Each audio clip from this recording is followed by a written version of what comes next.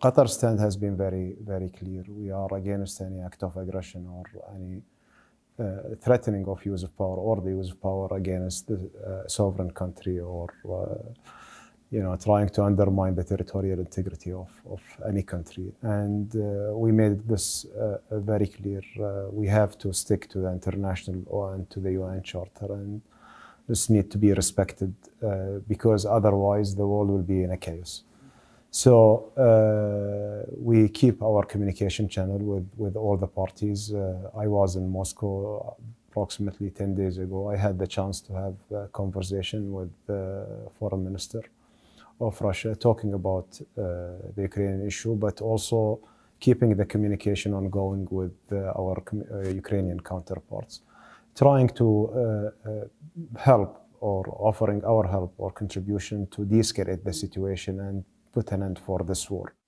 Is it your sense that President Putin wants peace at this point? Well, I cannot really say what President Putin is thinking about, but what I believe, and from my conversation with my counterpart there in Russia, that they are willing to engage on the demands that they have put forward. Now, how far the Ukrainian government are willing to give on those demands, this is really the Ukrainian government and Ukrainian people's decision. But our interest now is and the priority is really to create some safe environment for the people, for the civilians over there. There is a deterioration in the humanitarian situation in Ukraine, which is unprecedented. So I think that should be the priority. We should focus on having a ceasefire, humanitarian corridors, bringing the humanitarian assistance to Ukraine, and instead of having this conflict and disagreement in a battlefield to be around the table. The West has imposed swingeing sanctions on Russia in an effort to squeeze the Kremlin at this point. The Qatar Investment Authority, or the QIE, has a sizable investment in the Russian oil giant Rosneft.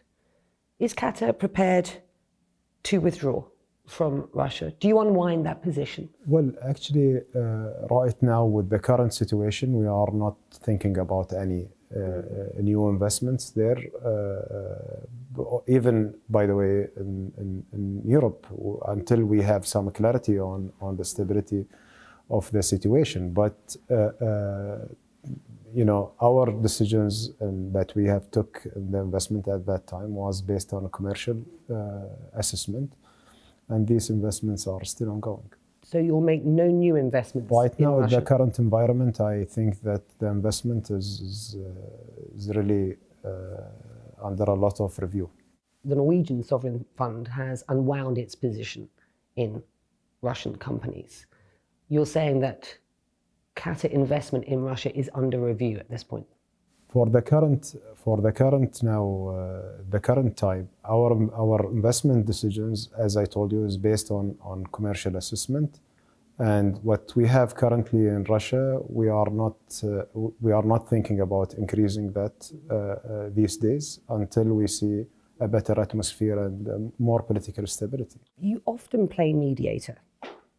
You have done throughout the Iran nuclear deal. Do you see yourselves continuing to mediate or play a mediation role? And if so, can you just explain what that is with regard to Russia, Ukraine?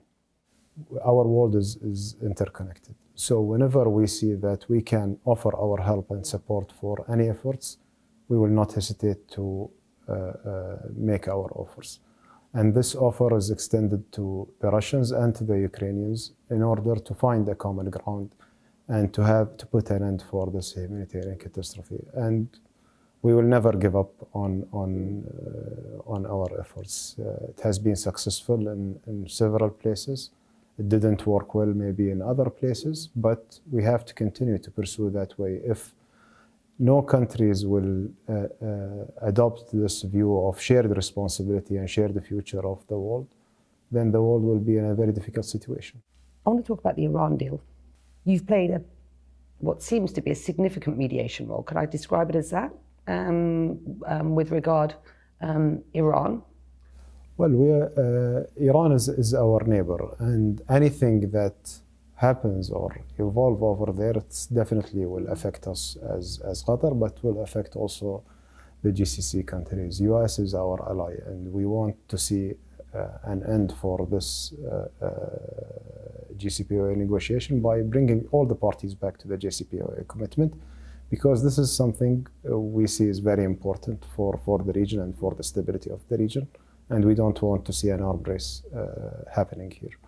So we believe that the best way forward for them to get the parties back to the agreement. We are trying our best to use our contacts with Iran and with the US in order to bridge the gap between them and to reach an understanding. We are trying to help and to support the process. We are not effectively or officially a mediator, but we are trying to use our contacts with both countries in order to bring them closer. The sticking points, it seems, are the lifting of economic sanctions at this point and the delisting of the Iranian Revolutionary Guards as a terror organization by the US State Department. Do you believe that that would be a smart move by the US? Well, let us just distinguish between two things. The listing and delisting of terrorist organization will be based on the US assessment because it's a US listing. It's not the UN listing, which everyone is acknowledging and supporting. Regarding the economic sanctions, we as a small country, we never believe that economic sanctions or unilateral sanctions are an effective tool to change policies. And this has been very clear and principled position for us. So economic sanctions normally affecting the people, and punishing the people for policies of government, we don't see it as the right approach. So we believe that economic sanctions need to be lifted and the country needs a relief because of the people, and this is the livelihood of the Iranian people. It's not punishing a government and so. Do you see the Revolutionary Guards as a terror organization, a malign influence in this region? Would the delisting of that organization by the states, which is clearly a sticking point for the Iranians, be a good move or a bad move for regional stability? Well, the IRGC is part of the Iranian government or Iranian official military structure. We should respect their structure. We should really talk about the actions that have been taken by certain forces here and there, and those actions, if they are like in the bad interest of the region or specific countries or targeting civilians or in any way, those actions need to be terrorized, but not just terrorizing an organization because of specific action by a smaller group of that. President Raisi was here in Doha recently. Is it your sense that with or without a deal, Iran is looking for better relations in the region? Well, this is what we are hearing all the time from the Iranian official. President Raisi, when he was here, he expressed his willingness to engage with the region and to have a better relation with the region, which is something we are very much welcoming here in Qatar. And we believe that a regional dialogue is necessary between the GCC and Iran in order to address the issues and the common concern. I'm sure that a lot of countries in the GCC have their own concerns about Iran, and Iran has some concerns also about some of the regional countries. We need to sit around the table and to understand each other and to build a common ground between the countries. US officials cancelled planned meetings with the Taliban in Doha this weekend over the decision by the Taliban to not permit girls over the age of over grade 6 from actually attending school. Were you disappointed, and does this decision undermine your confidence, any confidence you have in their commitments and assurances?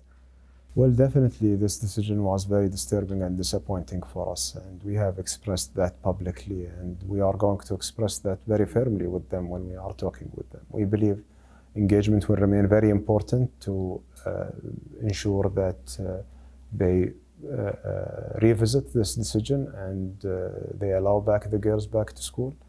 And we will keep the communication ongoing on that front. And we've been very firmly determined that they need to give all Afghans their rights of education, of going to workplace, of practicing their life freely. Are they listening? We hope so.